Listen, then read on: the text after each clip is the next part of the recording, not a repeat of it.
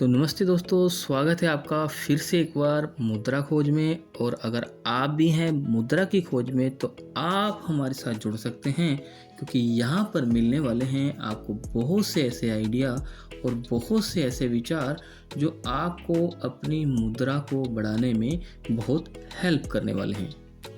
आज हम बात करने वाले हैं एक एसबीआई के म्यूचुअल फंड की, जो आपको मार्केट में किसी भी इन्वेस्टमेंट से ज़्यादा बेहतरीन रिटर्न दे सकता है।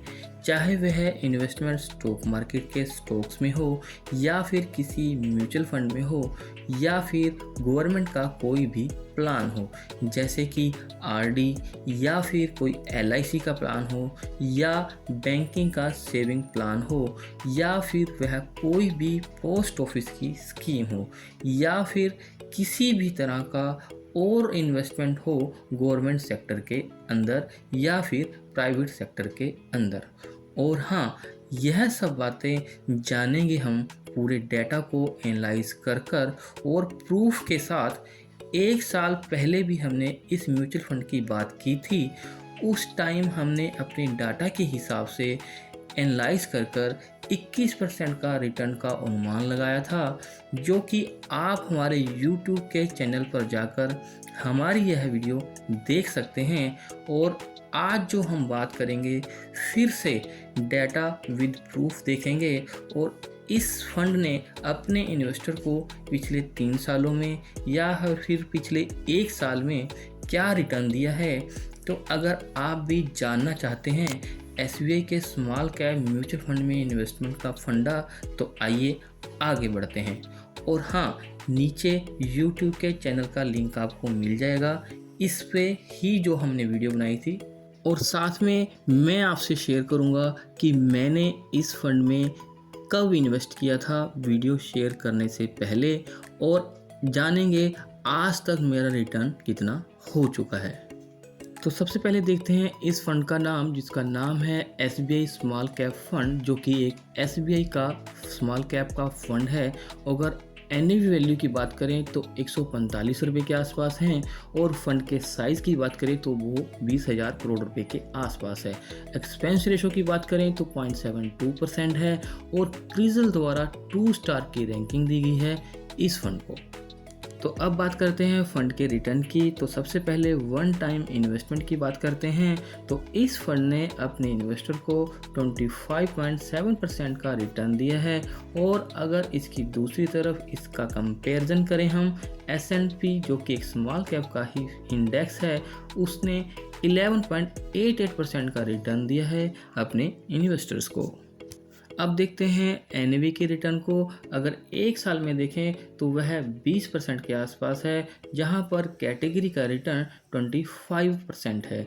और अगर 2 साल में देखें तो ऑलमोस्ट 18% के आसपास है, और जहां पर कैटेगरी का रिटर्न 16% है। और 3 साल में देखें तो 36% के आसपास है, जहां पर कैटेगरी का रिटर्न 39% है। और 5 साल में देखें तो 20% के आसपास है, और 10 साल में 29% के आसपास है, जो कि कैटेगरी का 24% के आसपास है।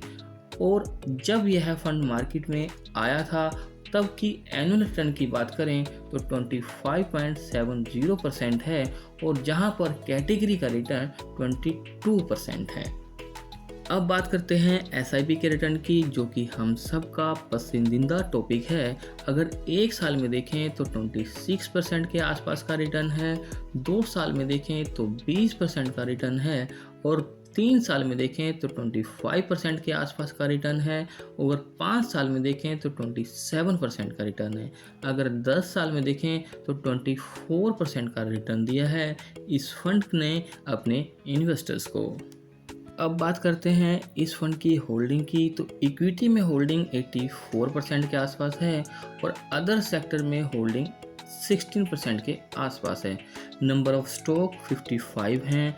और अब बात करते हैं कैटेगरी वाइज होल्डिंग की।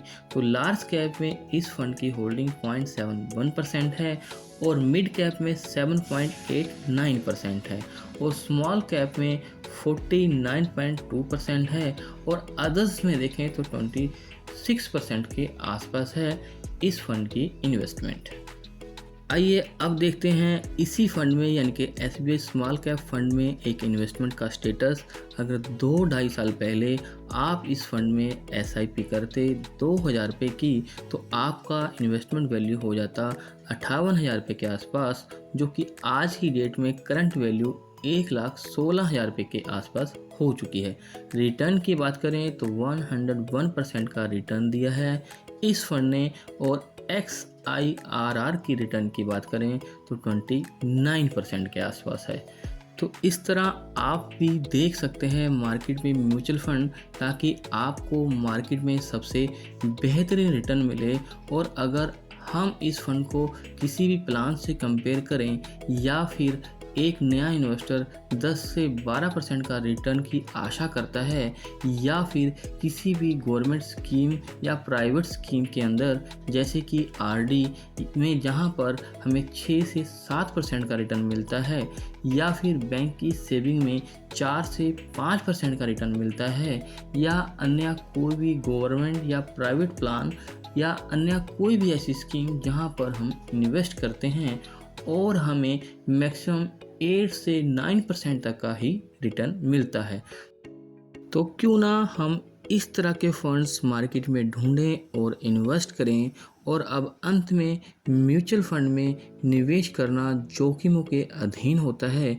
और दूसरा, आप जब भी इन्वेस्ट करें अपने फाइनेंशियल एडवाइज़र से सलाह लेकर ही इन्वेस्ट करें। यहाँ पर हमारी तरफ से किसी भी म्यूचुअल फंड में या किसी भी तरह के म्यूचुअल फंड में इन्वेस्ट करने की सलाह नहीं है। तो धन्यवाद दोस्तों।